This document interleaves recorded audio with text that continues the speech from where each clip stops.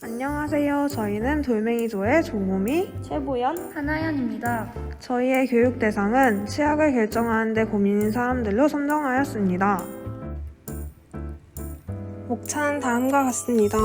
첫째, 치아 상태에 맞게 치약을 선택하는 이유. 둘째, 치아 상태에 따른 치약 추천과 양치법. 셋째, 좋은 치약을 고르는 팁입니다. 이제 본격적으로 치약 유목민을 탈출하는 꿀팁들을 알려드리겠습니다. 가장 먼저 치아 상태에 맞게 치약을 선택해야 하는 이유입니다. 화면에 보이는 그래프는 유디치과 내원환자 1284명을 대상으로 양치질에서 가장 중요하게 생각하는 것을 조사한 것입니다.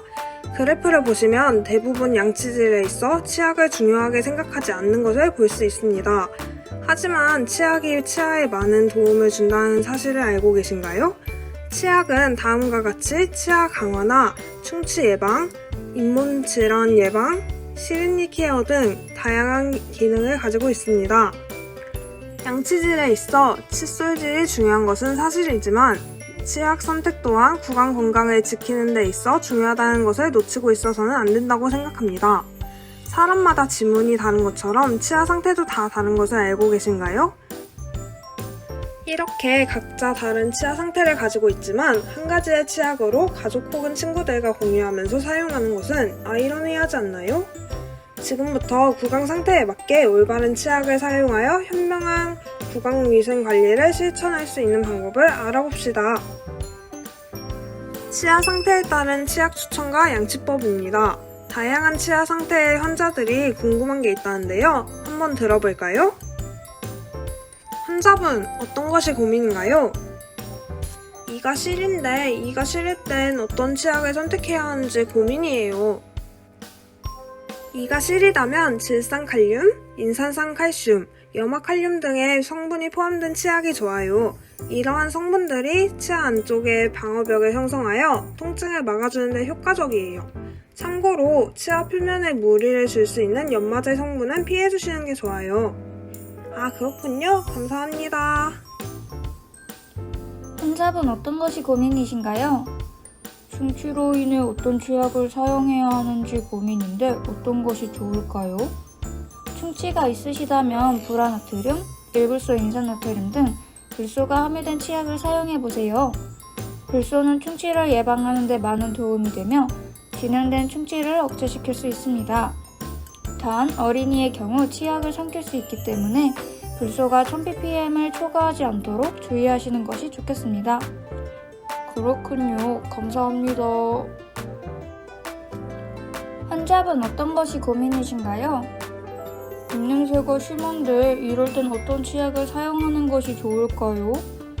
구취가 심하시다면 플라보노이드, 스피아민트유, 페퍼민트유, 녹차 추출물 등의 성분이 함유된 치약이 좋습니다.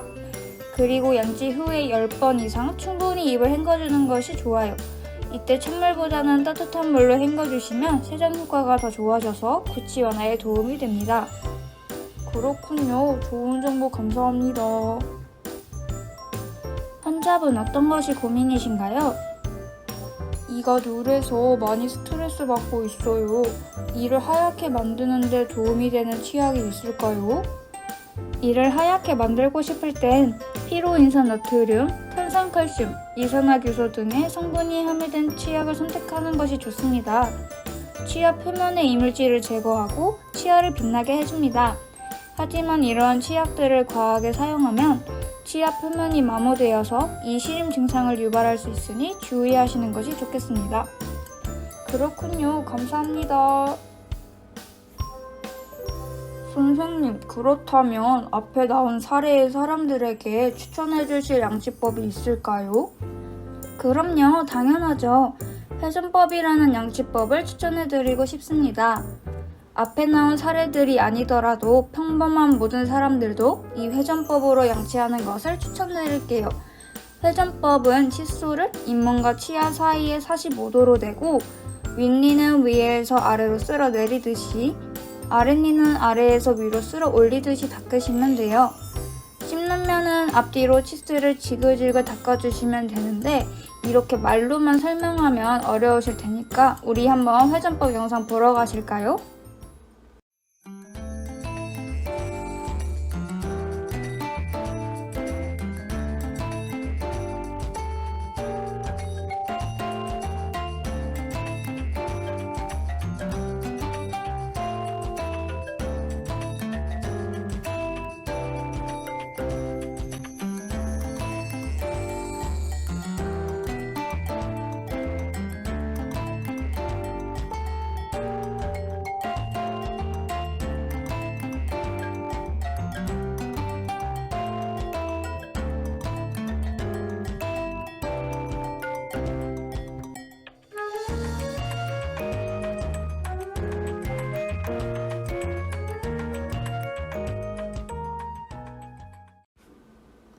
환자분 어떤 것이 고민이신가요?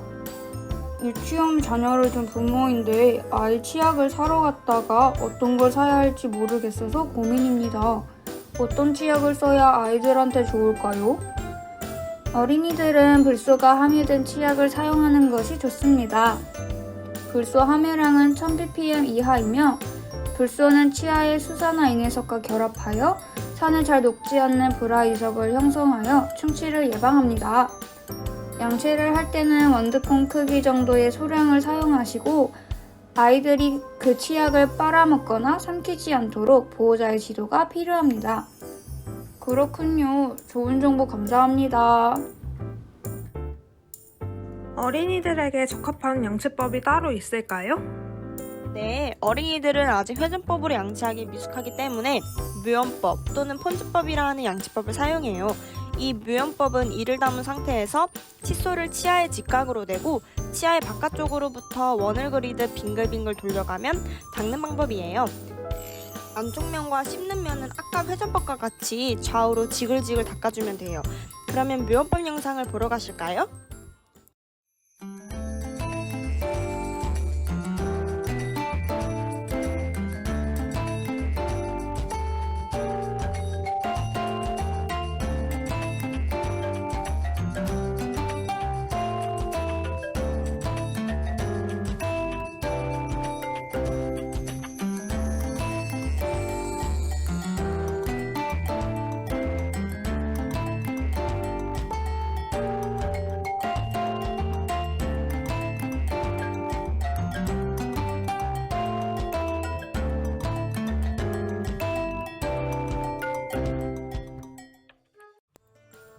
환자분 어떤 것이 고민인가요? 치주 질환 때문에 이가 흔들리는데 이럴 땐 어떤 치약을 사용하면 좋을까요? 그럴 땐 진코빌로바 성분을 함유한 치약을 선택하는 것이 좋아요. 진코빌로바 추출물은 잇몸 질환을 유발하는 진지발리스 균을 제거하고 구강점막을 보호하는 데 도움이 됩니다. 또한 소금, 초산토코페롤, 피리독신, 알란토인과 같은 성분이 들어간 치약을 사용하는 것도 치주 질환을 예방할 수 있습니다. 도움이 되었으면 좋겠습니다. 네, 그렇군요. 고마워요. 치주 질환자들에게 추천하는 양치법이 따로 있다 들었는데 어떤 것이 있나요? 치주 질환자들에게는 일반적인 회전법보다는 바스법을 추천드려요. 바스법이란 칫솔모의 끝부분을 치주낭 부위에 45도 기울여서 대고 치아와 잇몸 사이에 칫솔모가 살짝 들어가게 해주세요. 그리고 10초씩 앞뒤로 가볍게 진동하며 잇몸을 마사지해주는 것이 포인트예요. 이렇게 바스법으로 양치를 하게 되면 잇몸 사이에 끼인 치태가 효과적으로 세척되고 전보다 잇몸이 탄력적이게 되며 출혈이 적어지고 잇몸이 건강해져요. 그럼 바스법 영상을 보러 가시겠습니다.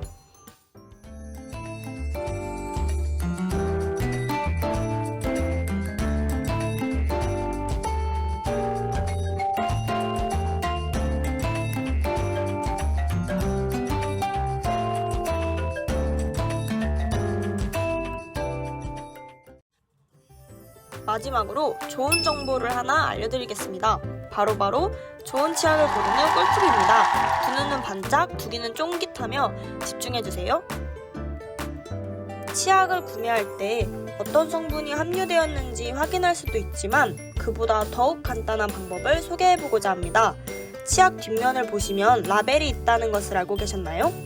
치약 라벨은 검은색, 빨간색, 파란색, 초록색 이 네 가지 색으로 나뉘는데 라벨색으로 이 치약이 내추럴한 치약인지 화학 성분이 든 치약인지 확인할 수 있습니다.